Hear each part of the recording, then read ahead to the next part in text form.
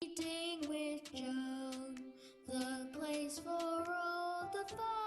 Hi, hello, I'm Joan from Reading with Joan. Welcome to my channel.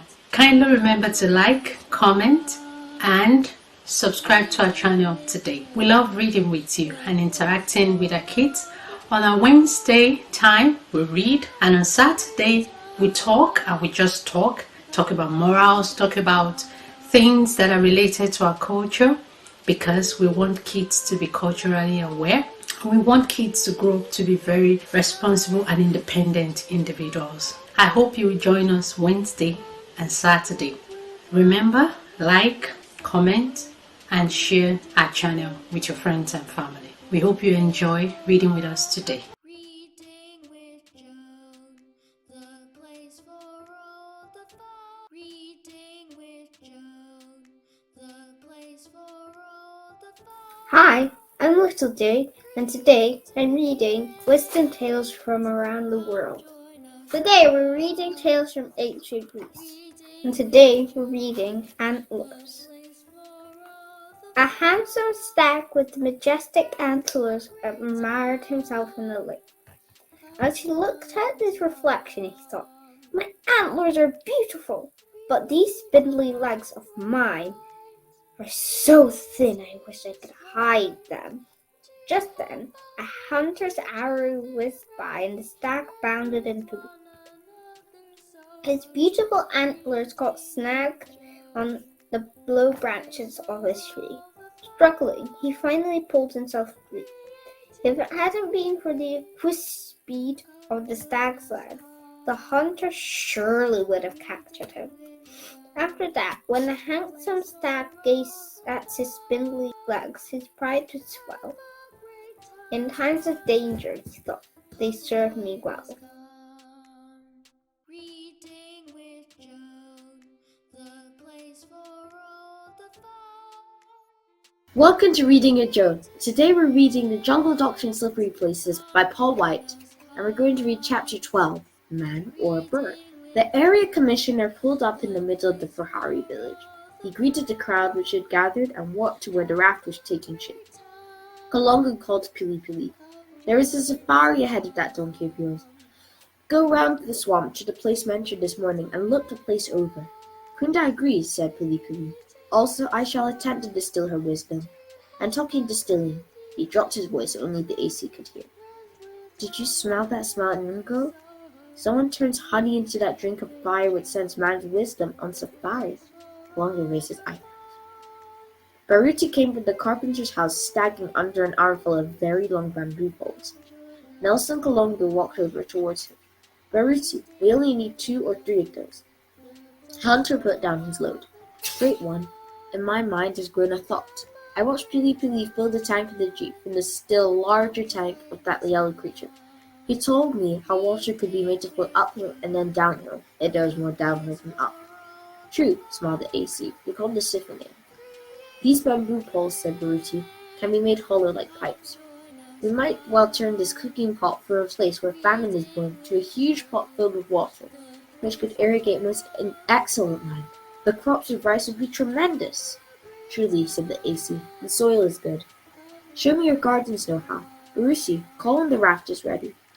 They walked through the corn.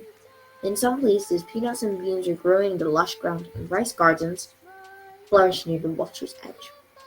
"Look at that maize and millet," said Kalongo. "Look at those peanuts. Probably they're all the harvest will get." "Words of truth," agreed Noha. "Unless—" The twittering of weaver birds came from a ripening grain.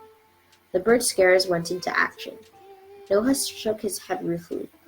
"Your plans for the days ahead are good, but this year we will have famine. The crop is not ripe yet. We can have every man, woman, and child of the village chasing those birds, but they still fly down and eat and eat." The area commissioner nodded slowly. Eagerly, Noha continued. "Monkeys steal corn, but the damage they do is nothing when you think of the work of those flying thieves. I had never seen so many. Look at them, Bonner. We must act. Soon our crops will be ripe. Then the birds will have a feast, and the people's stomachs will be empty." They could hear Baruti shouting, "Ready!" A sail made from a blanket tied to a bamboo mast was rigged, and a length of wood shaped into a steering oar. After an uncomfortably hot hour, the cooking pot loomed out of the heat haze. A solid mass of birds rose from inside the crater. For seconds, the sun was blotted out. The noise they made was incredible. Then, in a flash, they passed, and they were gone. Kalunga whistled. There are myriads of them. Truly great wonder, agreed Baruti, but you have only seen one family of a large tribe.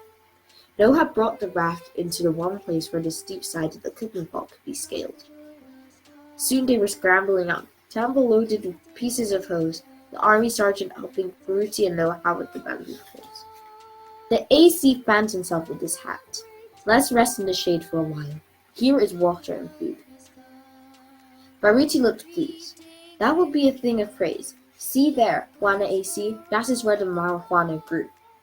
Tembo ate silently. He very much wanted to make that siphon work. Near to where the raft had drifted was a V-shaped gap in the rim of the crater. Tembo leaned over and looked at the brown water below him. To make this water flow, Buana Baruti, we'll need all the bamboo pipes and every single bit of hose. Baruti nodded. We must be careful, for as soon as a small mouthful of air enters, and at once the water stops. Let us block anything that even looks like a hole with sticky, milky stuff for the cactus. The boy agreed, eagerly picking up a tin while Baruti started to dig a narrow pathway for their crude siphon system. Kalongo and the sergeant stood taking in the broad picture of the problem. Trees stripped of leaves were burdened to breaking point with birds' nests, every available twig carrying its tailor-made nest. The tall, dry grass and undergrowth were tinder dry. The AC spoke briskly. This whole operation needs careful planning. I have arranged for the experts to come and give their ideas. I would suggest, sir, that we measure the area. Right, and we can examine the place while we do so.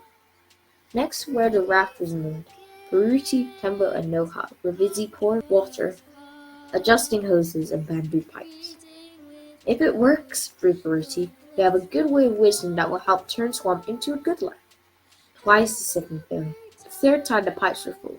There was no leak. Baruti climbed over the edge of the rim and lowered himself until his hand held over the end of the pipe was underwater. He heard a shrill whistle and replied in light fashion. The whistle was repeated. He whipped his hand away from the bottom of the pipe. A yell of delight came from the far side of the rim. It ran! Buana Baruti! How it ran! A moment later, two delighted men and a more than excited boy were standing watching a stream of water running downhill. Baruti chuckled. Let us show our work to Buana Kalongo. As they arrived, the AC was saying thoughtfully, It will take us 1.5 hours to cross the swamp. We must... He stopped.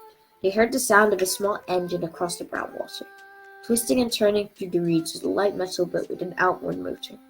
Baruti shaded his eyes. It is Yona Kruti, the game scout and the veterinary officer.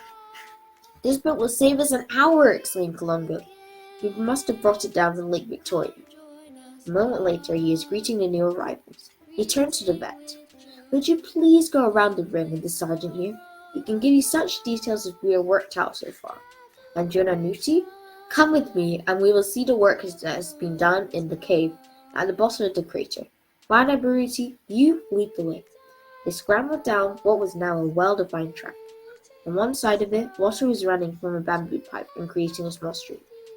Tembo and I thought many thoughts, said Baruti. Dry earth by itself grows nothing, and very wet earth, which is mud, is useless. But if you have water and earth and can mix them in exactly the way you want them, then there is profit and there is food for many people. Behold, down there it looks dark, and rumor said it is bottomless, and it was not. It actually has a depth of 3 meters only, and inside is a long crack. We have blocked more than half of it. We can close off the rest with timber from trees growing in the pot. Kalongo nodded and climbed down the rope into the dark gash. A few minutes later he was back. There was enthusiasm in his voice. Baruti, I believe you have the answer. Many details have to be worked out by the engineers, but this is broadly the way to go. Okay, we'll just stop the jungle doctrine slippery places here for now, but I hope you join us next week for the rest of it. Bye! Friends with one another, so reading with Joe, the place for all the fun. I thank you so much for joining us today. We hope to see you next time on another story time with Joan, Reading with Joan. Bye.